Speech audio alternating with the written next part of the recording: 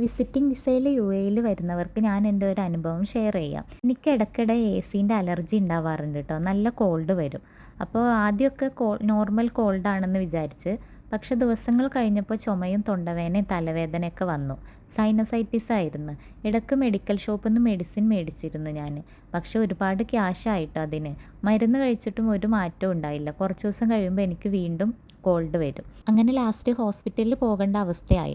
പക്ഷേ വിസിറ്റിങ്ങിലായതുകൊണ്ട് ഹോസ്പിറ്റലിൽ പോകാന്നുള്ള ഭയങ്കര ബുദ്ധിമുട്ടായിരുന്നു കേട്ടോ. ഇവിടുത്തെ ഹോസ്പിറ്റലുകളിൽ ഇൻഷുറൻസ് ഇല്ലെങ്കിൽ ചിലവ് ഭയങ്കര കൂടുതലായിരിക്കും.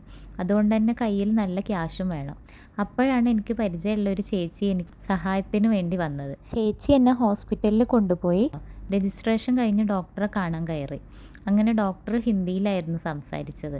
എനിക്ക് കുറച്ചൊക്കെ ഹിന്ദി മനസ്സിലാകുള്ളെങ്കിലും എല്ലാം ഒന്നും മനസ്സിലായിട്ടില്ല. ബാക്കി കാര്യങ്ങളൊക്കെ ചേച്ചിയാണ് എനിക്ക് മലയാളത്തിൽ പറഞ്ഞു തന്നത്. അപ്പോൾ ഡോക്ടർ പരിശോധിച്ചിട്ട് എൻ്റെ അടുത്ത് പറഞ്ഞ് എനിക്ക് ഡ്രൈ കഫാണ്, കുറച്ച് മരുന്നുകളൊക്കെ എഴുതി തന്നു. ഇവിടെ എ സി ഇല്ലാതെ പറ്റില്ലല്ലോ. അപ്പോൾ രാത്രി കിടക്കുമ്പോൾ ചെവിയൊക്കെ മൂടി കിടക്കാൻ എന്നോട് പറഞ്ഞ്. അതിനുശേഷം താഴേന്ന് മെഡിക്കൽ ഷോപ്പിൽ പോയിട്ട് നമ്മൾ മെഡിസിനൊക്കെ മേടിച്ച് മരുന്ന് കൃത്യമായി കഴിച്ചോടെ എനിക്ക് കുറച്ച് ദിവസങ്ങൾക്കുള്ളിൽ തന്നെ നല്ല ആശ്വാസം കിട്ടി. പിന്നെ ചുമേൻ്റെ മരുന്നും ഒക്കെ തന്നിട്ടുണ്ടായിട്ടോ.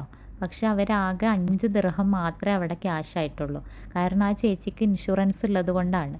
അപ്പോൾ അവർ പറഞ്ഞു ഞാൻ അവരുടെ കസിനാണ് എന്ന് പറഞ്ഞിട്ടാണ് അവരെന്നെ പരിചയപ്പെടുത്തിയത്. അല്ലെങ്കിൽ അവിടെ ക്യാഷ് കൊടുക്കേണ്ടി വരും. വിസിറ്റിംഗ് വിസയിൽ നമ്മളിവിടെ വരുമ്പോൾ നമ്മുടെ കയ്യിൽ കുറച്ച് ക്യാഷ് എമർജൻസിക്കായിട്ട് വെക്കുന്നത് എപ്പോഴും നല്ലതായിരിക്കും. അതല്ലെങ്കിൽ നമുക്ക് പരിചയമുള്ള ആരെങ്കിലും ആയിട്ട് ഹോസ്പിറ്റലിൽ പോവുക. അപ്പോൾ അവർക്ക് ഇൻഷുറൻസ് ഒക്കെ ഉണ്ടാകുമ്പോൾ നമുക്ക് ഫ്രീ ആയിട്ട് മെഡിസിൻ കിട്ടും.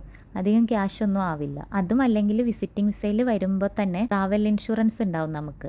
അതൊക്കെ എടുത്തിട്ട് വേണം വരാൻ. കാരണം എന്നെ സഹായിക്കാൻ ആ ഒരു ചേച്ചി ഉണ്ടായിരുന്നു. അതുകൊണ്ട് എനിക്ക് കാര്യങ്ങൾ ഈസി ആയി. പക്ഷേ എല്ലാവർക്കും അങ്ങനെ ഒരാൾ ഉണ്ടാകണം എന്നില്ലല്ലോ. അപ്പോൾ ഇന്നത്തെ വീഡിയോ അത്രേ ഉള്ളൂ. അടുത്തൊരു വീഡിയോയിൽ കാണാം. ബൈ.